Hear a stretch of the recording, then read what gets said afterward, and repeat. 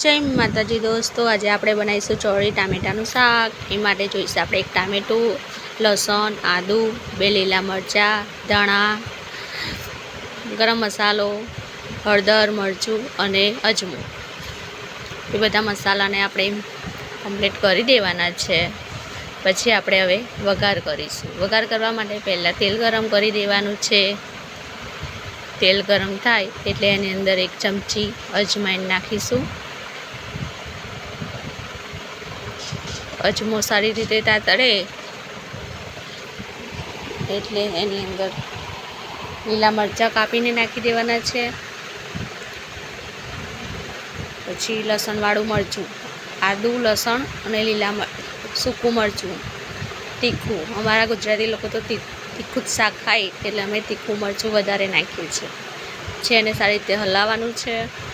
પછી ચોળી એની અંદર નાખી દેવાની છે। પછી મિક્સ કરી દેવાનું। તેલ ને બધું ચોળીમાં મિક્સ થાય ત્યાં લગીને હલાવતું રહેવાનું। મિક્સ થઈ રહ્યું છે। હવે એની અંદર આપણે મસાલા ઉમેરીશું। તો 1 ચમચી હળદર નાખીશું। હવે એની અંદર ગરમ મસાલો નાખીશું 1 ચમચી। તમને લાગે ઓછી પડી છે તો ફરીવારની હળદર નાખી દેવાની। પછી એને આવી રીતે થોડી વાર રવા દેવાનું। પછી એને મિક્સ કરીશું। બધા મસાલા અંદર મિક્સ થવા દઈશું। મીઠું નાખીશું સ્વાદ અનુસાર, તમને જેવું જોઈએ એવું। અમે તો મીઠું વધારે જ ખાઈએ છીએ શાકમાં।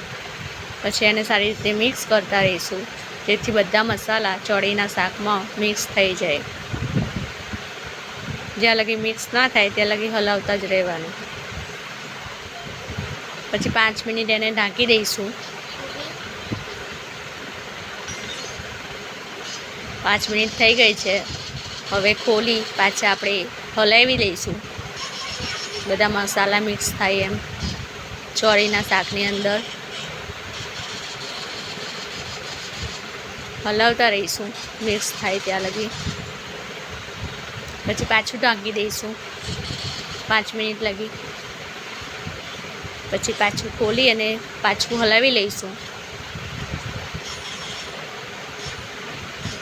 સારી રીતે મિક્સ થઈ ગયા છે મસાલા। હવે એની અંદર અડધો ગ્લાસ પાણી ઉમેરીશું જેથી આપણી ચોળી કમ્પ્લીટ ચડી જાય, શાક કાચું ના રહે એ માટે। તો આપણે હલાવતા રહીશું પાછા।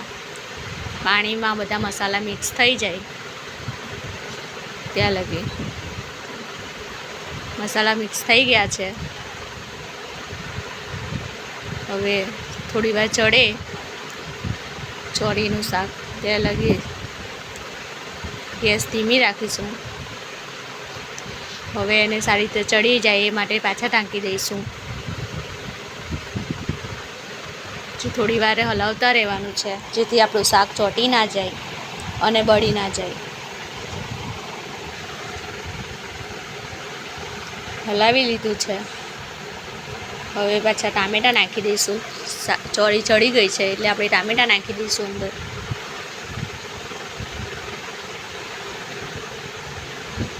ટામેટાં નાખી પાછું મિક્સ કરીશું। પછી હલાવીશું જેથી બધો મસાલો ટામેટામાં પણ ભળી જાય અને ચોળી અને ટામેટાં મિક્સ થઈ જાય।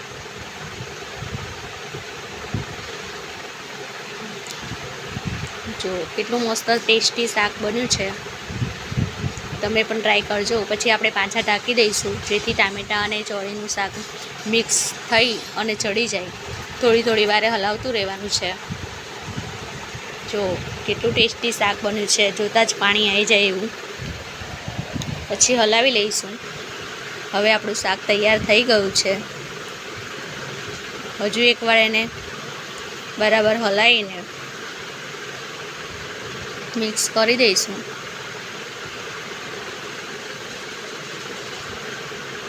મારી રેસીપી ગમે તો લાઈક કરજો, શેર કરજો, કમેન્ટ કરવાનું ભૂલતા નહીં। હવે છેલ્લે ધાનિયા નાખી અને હલાવી લઈશું. આપણું શાક તૈયાર થઈ ગયું છે. ઘરે ટ્રાય કરજો અમારા ગુજરાતી લોકોનું ટેસ્ટી તીખું ચોરી ટામેટાનું શાક.